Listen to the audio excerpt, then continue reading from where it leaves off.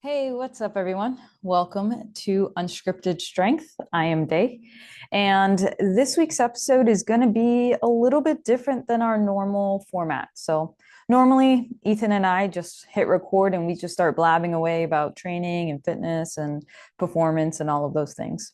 This week, life got a little hectic on both sides, and we weren't able to find a common time where we can meet up and chat, whether it was through webcam or in person. It just wasn't happening. So we came up with a different format, as you'll see in this video, and we picked out two questions together, and we're going to answer those same two questions but in separate clips. So Ethan answered the two questions on his own time, I answered the two questions on my own time, and we're going to merge the clips together and see how similar or how different our answers are. So hopefully you like this video. I'm going to start off with Ethan's clip to answer his question number one. Hey everybody, this is Ethan from Unscripted Strength. We've got a few questions we're going to answer for people, so please keep sending them in. It's really helpful for us, gives us something to kind of chat about and roll with off the cuff. So we appreciate the questions. Also, if you see this, please, if it's on Instagram, hit the follow button. If it's on YouTube, also hit the follow button and then subscribe and then like it and leave comments because it's helpful for us. It boosts us in that super cool algorithm. I have to say that. It's just part of the business. So, I'm answering two questions. Dale will be answering some questions. So, here we go. First one is, what are the most overlooked variables, in my opinion, in programming for strength versus hypertrophy? To start out with strength, I've got four. Here they are. One, reps in reserve not taken seriously. Intensity is too low. Number two, oh, I'm sorry, I've got those backwards. Oops, I wrote them down so I know what I'm talking about. Number one, not enough quality reps over 70%. I was reading the other one first. So for strength, not enough quality reps over 70%. Inaccurate or incorrect one rep max, which leads to a soft RPE or rate of perceived exertion. Number three is accessory intensity is just not taken seriously.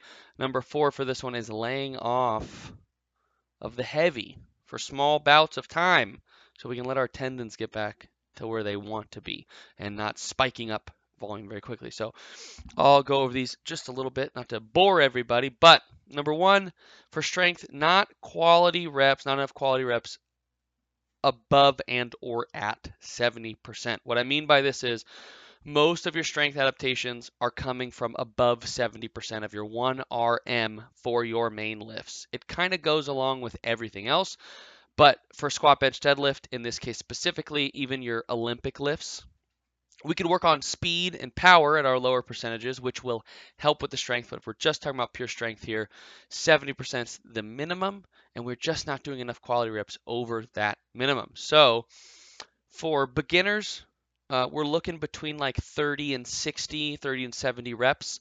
Above 70% for the week. And this can, slide depending on the kind of person you are, what you can handle, what you can't. That's beginner to intermediate. And then for advanced people, it's way less than that. It's like 20 to 40, maybe 50, but that's probably pushing it. So we need more volume at that high percentage. Do you need your one rep max to do this?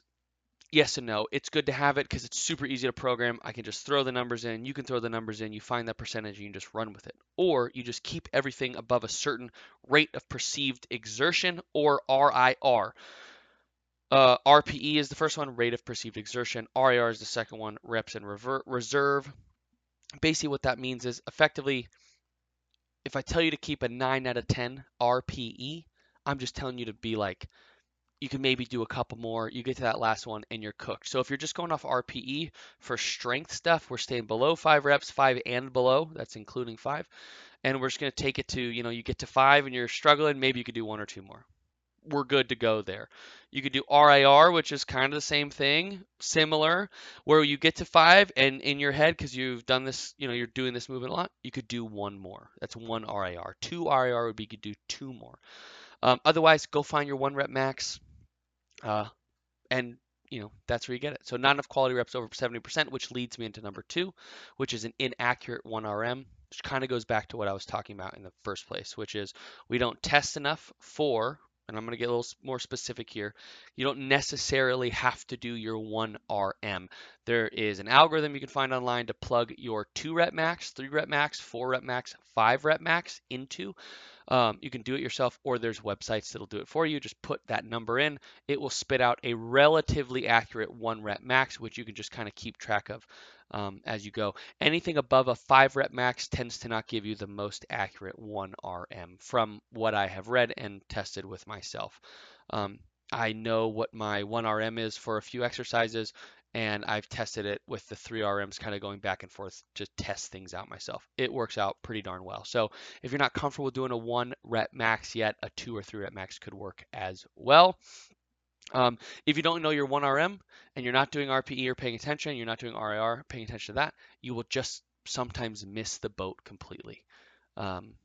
So go find your 1RM, go do your percentages off 3 or 2, 3, 4, 5 reps, rep max. By that I mean, you know, kind of like muscular and technical failure. So you get that 4th rep, but you get to the top and you're like, yeah, I'm not doing another. There's no way I get this off of me. So that would be your maxes for those. And then we have, oh, sorry, for that you can micro test. You can do like, I guess micro testing is the best way to do it. It would be like a meso test. Mesos meaning like a 4 to 6 week period, what your plan is written in or block. You do every 4 to 6 weeks you could retest that. It kind of depends on how you're feeling and how it's planned. It's got to be strategically put in. It would kind of just go as your volume. So you would do like your 1RM or 2RM, 3RM, and then you could do some back offsets after that. So you could work it in just so, let's say your first block, your first mesocycle, your 2RM is, let's say 100 pounds, just make it easy. 6 weeks from now, if you're intermediate, you could go from 100 in 6 weeks, maybe 120, 130, depending on how quickly you move up with that, you could make a pretty significant jump. So then we just need to make sure that we know what that movement um, number rep max is every 4 to 6 weeks, give or take. Just makes you calibrated for what you need to do. So next one, accessories not taken seriously enough. The intensity is not high enough. We take seriously, we seem to be very serious about our squat, our bench, our deadlift, our clean, our snatch, our jerk, whatever movement that you're really trying to get stronger at, be better at. And then we'll do it, we'll crush it, we'll move on, and then we move on. And I think the intensity sometimes goes with it. As the exerciser and or the programmer, what can happen is the programmer doesn't add enough context about the intensity required, and as the exerciser, you don't give it the effort. So I see a lot where we give so much effort on the main movement, and then we get to our, like if it's a bench press day, then we get to our tricep push downs or overhead, our skull crushers, standing skull crushers, or whatever tricep movement, or like a neutral front, a neutral incline press or neutral flat press, something like that, and we just kind of phone it in because it's not our main movement. Our main movement's what gets us there. But if programmed correctly, if you're weak in the triceps for your bench press, you're not good at locking out, so you can't extend through here. And I give you tricep work to try to fix that, and you don't take it seriously. You're not taking it seriously. You're gonna miss it. So and as a programmer, it can be telling you the RIR, telling you the RPE, putting your weights in for you, telling you, I want you to go to failure on the first set and then back it off for the next two. Us being specific and the worker outers, including myself, giving effort to the exercise. I want you to try to PR your accessories so that you can PR your main exercises. Please think about that. PR your accessories so you can PR your main exercises. They are accessories because they assist your main movements. So treat them with the same respects that you treat the mains. Last one is lay off of heavy every now and then. And by that I mean we're not getting rid of it. Strength is a neural adaptation and a skill sport or a skill. So we need to keep it in the rotation. But if we do too long of a lot of heavy stuff, it can just start to wear and tear on the joints. I've done it myself, programmed it for myself, run programs that I just didn't pay attention to something called a deload week or didn't listen to my body and just kind of ran it until the cows come home. So a thing you can do there is a deload, which I said a second ago, which is just you cut the volume by 20 to 50%, 20 to 40%, and you keep in some your mains, but less heavy stuff. So you're not doing like a 6x2, 7x3, 5x5, something like that. You're just going to cut it back and do, some singles, some doubles at a lower percentage than you normally would. So you keep that neural programming in, that neural learning, and you can keep your bracing pattern and all the good stuff that you want to keep. But you lay off the joints a little bit, and you don't, spike down your attachment stuff, your tendons, your ligaments don't really like sharp changes in volume. So when you start strength training, you don't want to go from nothing or hypertrophy to just, let's send it and do as much as possible. We want to be gradually reducing and increasing our load so we don't have sudden spikes that kind of, piss our joints off. So that's that. You can also rotate equipment. So safety bars, you can do range of motion stuff like a box squat, a trap bar is going to change range of motion, a sumo deadlift is going to change range of motion. So you can kind of play around with the exercises you do. I know Westside Barbell and the conjugate method kind of do this where every week it's like a difference between a barbell back squat, a front squat, a safety bar squat, a safety bar box squat, et cetera, et cetera. So we can mess around with that. So we expose the joints to multiple different stimuli and can kind of, lay off when we need to. Okay, so the next one is for hypertrophy. What do I see the miss on the programming here? It is RIR not taken seriously, intensity too low, very similar to the strength stuff.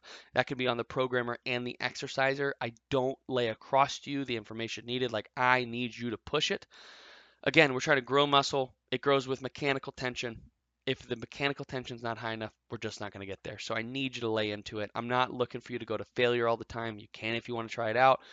1 RIR, 2 RIR, 3, great.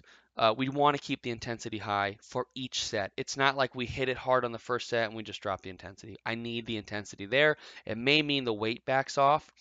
That's fine. I need the intensity to stay there. For the next one is working set volume is just too low. We're looking for like 10 to 20 hard sets a week per muscle group. You can divide that however you'd like to. It's 5 days of 5 sets of chest. That's 25. We're on the higher end. You could do 5 days of 3 sets of chest. That goes to all the different muscle groups, and you can play around with that. Some muscles recover faster and or slower than others. You can hammer your shoulders like no other once they're used to it. Your quads, your glutes, your hamstrings probably not going to take the same amount of load as our smaller muscle groups, just how they're designed. So the dose matters. Dose it up slowly, just like I said, and just build up on volume week by week so that you don't overdo it. But you got to have the volume in to do it. 5 sets a week on a muscle group is just not going to grow it how you want to. It might maintain it, might grow a little bit, but we just need to get that volume higher. Not hitting muscles in different planes and lengths. So that would mean, curling here versus curling here, doing flies where we get a big stretch, doing neutral presses. So hitting our muscles from different angles can be helpful, can kind of keep up with variety so it's not so boring for some people. So hit them at different angles, try different things, do a chest fly and a bench press and, do a curl here and then do like a bandit or I'm sorry, a cable curl back here so we get a stretch on both the joints that the muscles connected to. What's up, everyone? So I am gonna answer the first question, which Ethan just answered, which is, what are the most overlooked variables in programming for strength versus hypertrophy? So the way I'm gonna approach this question is, if I am looking at a strength program or a hypertrophy program, what are the common variables that I think most coaches hit the mark on, and what are some things that can be looked at a little bit more? And we'll start with the strength. And for strength, most of the times people will automatically think powerlifting style, squat, bench, deadlift. But I'm gonna look at it as more of a holistic strength, like just getting stronger in general in all kinds of movements. Getting stronger in pull-ups, getting stronger in sled drags, getting stronger in, dumbbell squats or whatever. So not just exclusive to a powerlifting style program, but just overall. And I think when we're writing a program, most coaches and most people are familiar that intended sets, reps, and intensity that is required to get stronger. Most people know that you want to do at least like from 2 to 5 sets of 1 to 5 reps for strength training. Usually that 1 to 5 rep is like the sweet spot for the most part. And you want to do it at the intended intensities, whether that is RPE, RIR, or which are more subjective calls by the athlete, or you can use percentage based, right? So there are different ways to prescribe the weight, but you just want to make sure that you're reaching those intensities. So that's, I don't think those are overlooked. I think everyone has a good grasp on that. And I think most people who are in the strength and conditioning field, fitness field, personal training field, they could write a strength program and they'll hit the nail on the head with those variables. But I think something that's overlooked is technique consistency and how the technique looks with the intention that you're trying to meet. So what I mean by that is the technique consistent from week to week, or are you seeing a lot of fluctuations in the way somebody moves? So for example, when I squat, I'm very much someone who squats with an initial hip rise before I come up. So that is very consistent with my squats from week to week. It's a technique flaw, but it's also something that I'm consistent with. So it's a flaw that I'm consistent with. So it kind of makes it a little bit more bearable. But if you're someone who has a squat that, as you're coming out of the squat, you're coming up pretty evenly and the torso angle isn't changing throughout the movement, you're pretty even there. And then there is a change in weight, whether you're going up 5 reps to meet a certain intensity and you start seeing technique crumble, then that's something I think that needs to be addressed. Or it could be something like you're doing the same weight week to week and the technique looks different, right? Again, something that needs to be addressed. And that's where I think taking videos is very important, and having someone look at those videos, or yourself if you want to give yourself the coaching eye, and looking at those things. And I think that's a variable that needs to be looked at a little bit more often. I think technique and how well your movement is from week to week, and looking at the consistency can tell you a lot about if you have good movement efficiency, if you're engaging the right muscles, if you're feeling fatigued and you crumble, if you respond well with an increase in weight. Because there are some people who they'll move a weight at, let's say, 80% of their 1 rep max, and then you give them something at 95% of their 1 rep max, and they'll move it the same way, same pace meaning the barbell or movement velocity. They'll move it the same way in terms of joint angles and how the movement looks and the technique. So they're good there. But if there are some other people who may have a different experience or result. So let's say they lift the weight at 80%, and let's say you only bump it up 5 pounds. Their technique completely crumbles. So again, that's something that needs to be addressed. And I think that's something that's often lacking in when someone is trying to build strength, because a lot of times people are so hyper-focused on just getting more weight up and increasing the load from week to week, or focusing on those things and just getting stronger. And sometimes that's not making you stronger. Just because you lifted 10 pounds, 5 to 10 pounds heavier than last week, but it looks like absolute trash, it may not be worth it. And worth it is in like that lift isn't a green lift, isn't a successful one. It's not worth anything. Right? And it's also not worth it in terms of the risk side of it either. It's not worth jeopardizing your health and movement efficiency and technique just to get an extra 5 pounds up. And I'm saying that to you right now as someone who does that often. Like, I am guilty of this all the time, where I'm like, last week I did 250, let's try 255, and it looks absolutely atrocious. And I have to catch myself and kind of humble myself down a little bit and be like, all right, that was not good. And I do it all the time. So yeah. All right. And then for hypertrophy.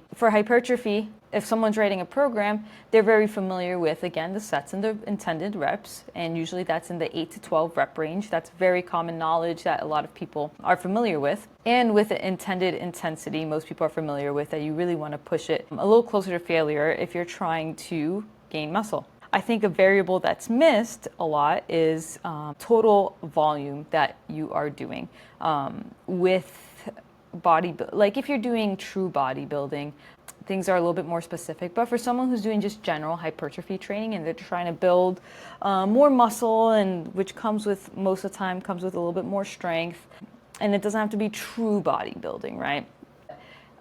I think what's a mark that's often missed is how much total volume are you doing, how much can you handle, and how much are you progressing from week to week. And when I mean total volume, I'm talking about the sets times reps times load. So if I'm doing 3 sets of 10 reps, 100 pounds, that's 3,000.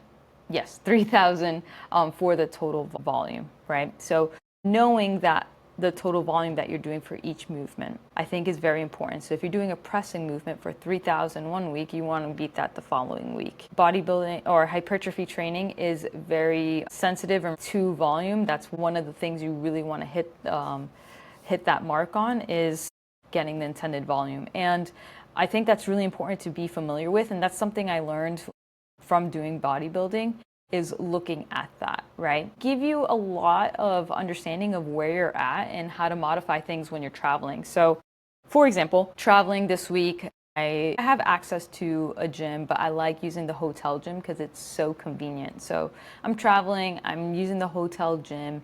Dumbbells only go up to 50 pounds, right? And I've been doing dumbbell benches for using 60 to 70 pounds or so. So that weight is not available to me. So I have to modify. So let's say last week, I'm pulling out a calculator because I can't do public math.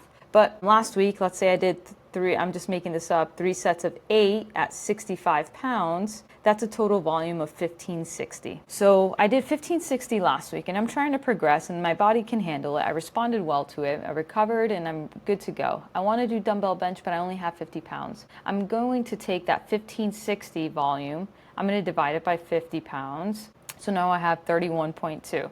So that means if I do, let's say I do 3 sets, I could do 3 sets of 10 with the 50-pound dumbbells, and I will meet the intended volume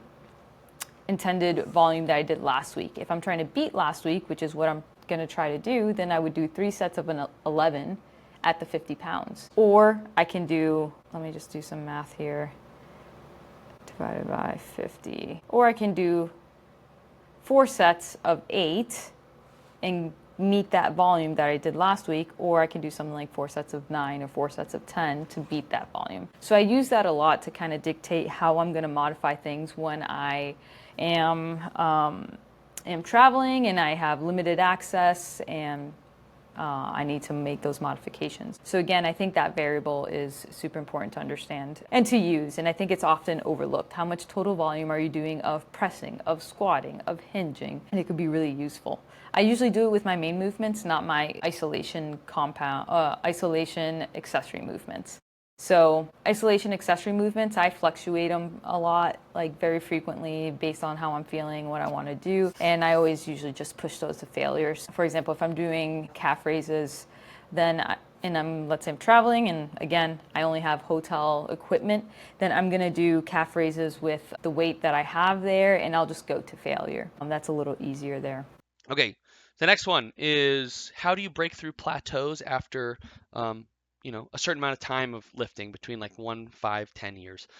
And I would say I picked these two questions together because they kind of go hand in hand. The first thing I'll say is pay attention to your sleep and your nutrition. If those two things aren't dialed in and you're experienced, whether it be in running, lifting, whatever, those things are gonna absolutely crush you. So your new sleep and nutrition needs to be locked in, and then we can, talk about the other things, which would be intensity, volume, and you know, intensity, volume, technique, so all the variables you can change. So there's something called functional overreach, non-functional overreach. Functional overreach just means if I can do 100 units of work, I'm going to try to push comfortably. I'm going to try to push to 105, 110 units for a few weeks. With good sleep, good nutrition, my body will adapt, and now I can produce 110 units. As you get more advanced, sometimes people are just doing too much, like they're intermediate or beginners, and they think they can handle a bunch of this really high intensity work. You just can't. So sometimes as you're more advanced, you're just doing too much, which means the intensity is going to come down because you can't handle it. And then we move into something called non-functional overreach, which means you go from 100 to 130 for too long, and then we just can't adapt. We can't keep up. Nutrition and sleep maybe aren't there, and we just can't make any more progress. Sometimes that means pulling our total work back and getting this work that we can handle really high up, really intense, really intentful. So we're really making the most of what we've got, and then we're sleeping and eating well. Your fiber, your nutrition, your macros, your micros, your all the stuff we need to do is on point. We may not need as much volume as you think to make the progress. It may be too much volume that's turning into junk volume because you just can't keep up with how hard you're trying to work, and then you can't recover from it, so you're not going to make progress. So sometimes, like I said, with strength, beginners can get away with a lot of strength stuff. There's a lot of neural adaptation. The relative load on your tendons and muscles is just not as high. As you become more advanced, we have to bring that down because how your brain does it is really efficient, it's effective, and now we're just putting too much demand via load and intensity on the body. It can't recover from it. So I'd say for your plateaus, look at your sleep, look at your nutrition. Those are the dollars. Don't step over them. Pick them up, dial those in, and then look at your intensity, look at your volume. Are you recovering from session to session? Do you feel good when you get to your next session? Do you feel absolutely torched? If you are constantly feeling down in the dredges, like your sleep and nutrition dialed in, and you feel just beat to death, I, you know, in this hypothetical, I would say I need you to pull your volume back so that we can work to a level that we're still doing really high quality work, but you're recovering from session to session, uh, and then moving on up on that work and slowly increasing the volume or slowly increasing the intensity so that we can make that progress again. And just so you know, it means so much to both of us that you guys comment and ask us questions in person and message us. We kind of just talked about this one day about starting this thing and doing it, and it's been really fun. We like answering the questions. We like how much closer it brings to you guys to us, and knowing us, and we can kind of share with you all the nitty gritty stuff in our brain. So again, we appreciate it. Please comment, subscribe, like it, go on Spotify. It's on YouTube. Do the things, please. It helps us out, helps the algorithm. Share it with your friends who are into fitness and all the fun stuff. And that's all. All right. Question 2. How do you break through plateaus after 5 to 10 years of consistent training? So we all know, and I think we can all agree that plateaus are the worst and they're the most frustrating thing. I totally understand that. But I think the answer for this is going to be one of those things that me and Ethan have already talked about a lot, and it's going to be probably lifestyle. I'm a firm believer that if you are following a good training plan that is sound and follows strength and conditioning principles, you will progress. I fully believe that for most cases, unless you're extremely, extremely advanced. So for the most part, I think any training program that's sound and makes sense, you will make those progressions. And let's say you are extremely, extremely advanced and you're following a very unique program to you. So an elite level athlete who has a very specific program and you're not progressing with that, I think it's not the program. It's going to be an outside factor. And it's those things like how well are you recovering? How stressed are you? How your nutrition, how much you're sleeping, drinking water, those things. So those are the main checklist items that I encourage people to look at first if they want to break through a plateau. And having that conversation with yourself, with a coach or someone else of, hey, I've been training hard, I'm doing everything and I'm just hitting this plateau and I cannot get better at XYZ. Okay, how's your sleep?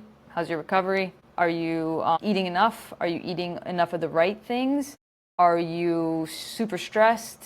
How much water are you drinking? Having those conversations. And let's say you do hit all those checkbox items and you're like, yeah, I'm sleeping 10 hours a night. I'm not stressed at all. I drink this much water. I'm working with a nutrition coach and we are hitting the nail on the head with the nutrition side of things. Then I think at that point it's justified to start looking at the training program and looking at those variables. And when you're looking at those variables, that's where having a lot of information of how your training has been for the past years and having all of that data available will help see where it can be. Are you doing too much? Are you doing too little? Are you hitting the right intensities? Are you going too heavy? Are you going too light? Are you is your body not responding well to 3 days of lifting? Do you have to go to 4? Do you need more frequency on the barbell bench press, or do you need less frequency? Those things are very important to start looking at and digging through all of those variables. So just if you're working with a coach, it's a lot easier because you have that set of eyes, and that's their job to do that, is to look through all these variables, comb through and be like, okay, I've noticed that you respond really well with this, a responder to high volume versus low volume. You respond well to intensities above 80%, but under 90. You respond really well with 3 days of benching, but when we go to 4, that's a little bit too much and you start to dip, blah, blah, blah. Now you have some direction of where to go and what modifications you need to make to your training program. But before you touch that training program, I'm always going to say look at those other checklist items first and have that honest conversation, as frustrating as it is. And I think a lot of people go through this. I remember last fall semester, I was losing a lot of muscle mass and I was not increasing I wasn't able to progress in my lifts, essentially, especially the squat. It was just horrible. Squat and deadlift, actually. And obviously, like, I start looking through my program, like, maybe I need to add some tempos here and do a pause at the bottom of my squat and blah, blah, blah. And I try to make things all more complicated. I'm going to add an extra squatting day, add a higher volume to complement the higher intensity, low volume squatting. And, I need to work on my quads, so adding some leg extensions, and, it gets really messy and furry. But what I think was the culprit of my lack of progression was my stress from school. I was very stressed during that whole semester. My lack of protein intake and caloric intake as well. I was not eating enough, and definitely not enough protein. And then that stress also affected my sleep. So all those things were really in tune and not where it should be, which led to me not progressing. But I did try to pinpoint it to my training program first, and I tried to make those changes. Luckily, my girlfriend's really good she's an athletic trainer, and she's also a strength and conditioning coach, so she's a really good sounding board, because sometimes I kind of go crazy and she's able to, just boil it down for me and give me that voice of reason. So that helped a lot. So yeah, I think check those checklist items first before you start messing around with the program, because most programs, if they're tailored to you, or even if they're a generic program, as long as they're sound and they follow those principles and they make sense and have a clear progression, most likely they're going to work if you're putting in the right amount of effort and intended intensities. All right, I think that's it. I don't know if Ethan did an outro because I haven't looked at his, I haven't watched his video. So if he did not, I'm going to say share, like, subscribe, follow, do all the things, keep sending us questions. This is really fun for us. It's extra work, but it's super fun. So I hope we're providing enough information for you guys, and we'll keep this ball rolling and keep building this thing. So we appreciate you. All right.